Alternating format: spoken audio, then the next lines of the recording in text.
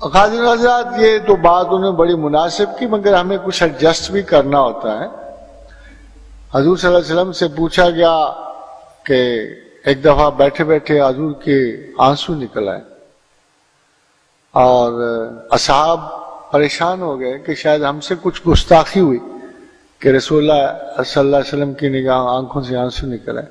تو عرض کیا کہ یا رسول اللہ کیا ہم سے کوئی گستاخی ہوئی؟ فرمایا نہیں، میں تو ان مسلمانوں کا سوچ کے رو پڑا ہوں جو میرے بہت بعد میں آئیں گے اور وہ تمہاری طرح ہی مجھے مانیں گے اور مجھ پہ یقین رکھیں گے، تو مجھے ان پہ جو اتنی محبت آئی تو میں وہ رو پڑا ہوں۔ تو صاحب نے پوچھا یا رسول اللہ کیا وہ ہماری طرح ہوں گے؟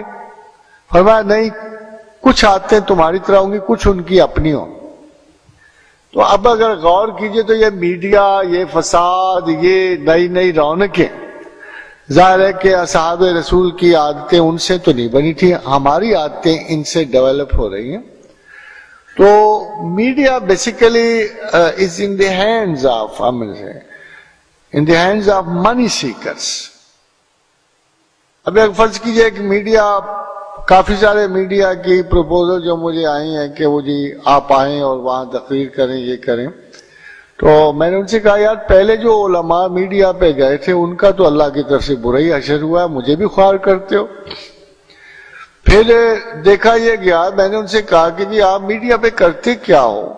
بڑی ڈیلیبریٹلی تم ایک نعت کے فوراً بعد ایک تیز ترار ڈانس کا گانا لگا تو تاکہ اگر کوئی نعت سے متاثر بھی ہے تو اگلے ڈانس سے ختم ہو جائے گا۔ تو very cleverly media please the tricks. بنیادی طور پہ انہوں نے کسی قسم کا کوئی انسٹیٹیوشن آف انفارمیشن نہیں دینا ہوتا، بلکہ وہ معاشرے کو تقسیم کر دیتے ہیں۔ 10% کو ڈرامہ اچھا لگتا ہے، 10% کو گانے اچھے لگتے ہیں، 10% کو اور کچھ بڈھے بڈیرے معذور قسم کے بندے ان کو اسلام اچھا لگتا ہے، مذہبی پروگرام اچھا لگتا ہے۔ مگر جو مذہبی پروگرام ہیں بھی، جیسے قطر والا ٹی وی ہے، اس کو دیکھنے کے بعد پتہ لگتا ہے کہ اسلام میں سوائے قوالی کے اور کوئی شے نہیں ہے، اور کوئی کام نہیں مسلمانوں نے کرنا۔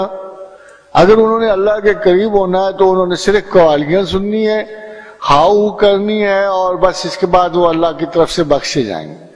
No religious institution or no religious media exists at this time.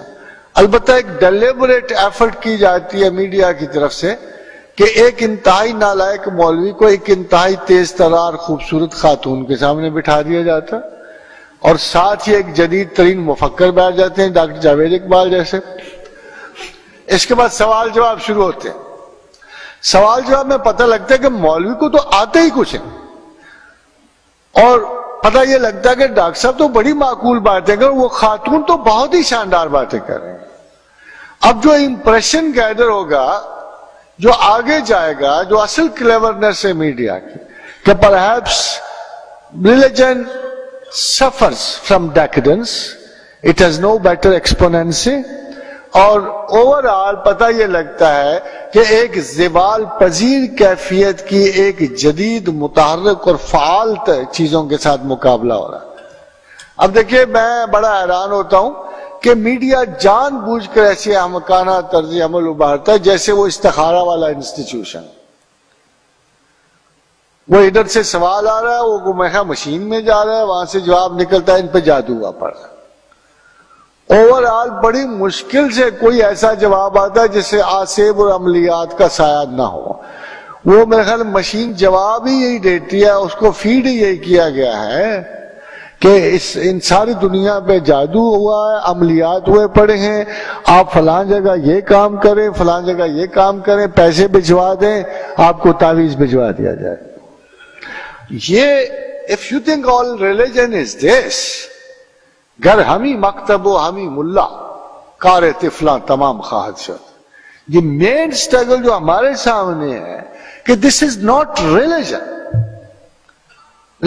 مذہب جو ہے وہ کوئی اور شے ہے، کائنات کا سب سے بڑا میٹافزیکل آرڈر ہے۔